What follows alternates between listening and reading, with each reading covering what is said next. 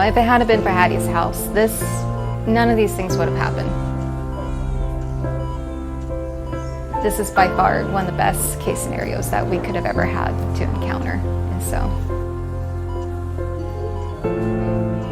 my name's Jennifer, and my husband's name is Aiden. We have a son named Aiden, and we gave birth to our daughter named Leora on April 24th. She has Down syndrome, and she has 3 holes in her heart. We weren't prepared on how long this journey was going to be.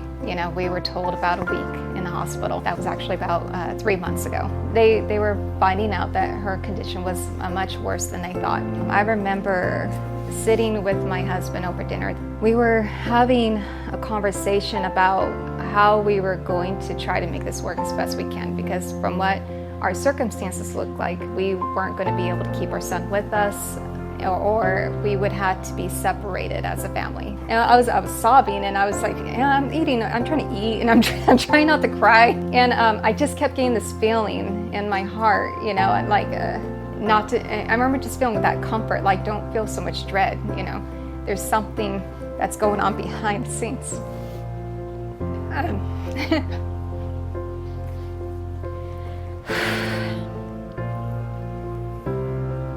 So the next day, we found out about Hatties House, and it was two days before we were discharged.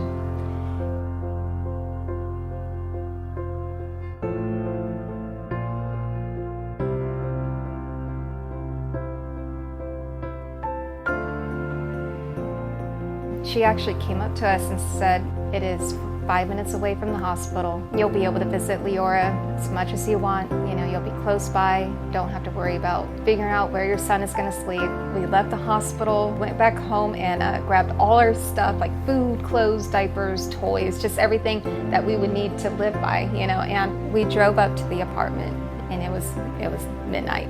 And we grabbed her bags. We were trying to carry everything at once for the baby. We were so tired. And we came in, and the moment we walked in, it felt like a sanctuary. I remember God telling me, I'm gonna do so much healing in your family. Even things that weren't related to Leora, I remember coming in here and feeling like God saying, that this is what He was doing for us, behind the scenes that we weren't seeing. There was food in the pantry. I remember I was so tired I wasn't going to be able to cook anything, but they had stuff already in the cabinets for us, and that was the start of just being able to cope with everything as best as we could. I felt like this had bonded us in a way, just really reconnected us in a new way as well. It's strange to say that, but that's just what happened. Being close to the hospital, being close together, has made such a huge difference in every aspect. It has helped us emotionally, helped us keep our support, our family together. I've been calling this place like a sanctuary. It really has felt like a sanctuary, and I felt like it has protected this family from the hardships that so many families go through when dealing with a sickness. If it hadn't been for Hattie's house, none of these things would have happened. And we would have been out in the ocean just being tossed to and fro in the waves. But this was like a lifeline. This was like a resource. Had we not had Hattie's house, then oh my gosh, I don't even want to imagine.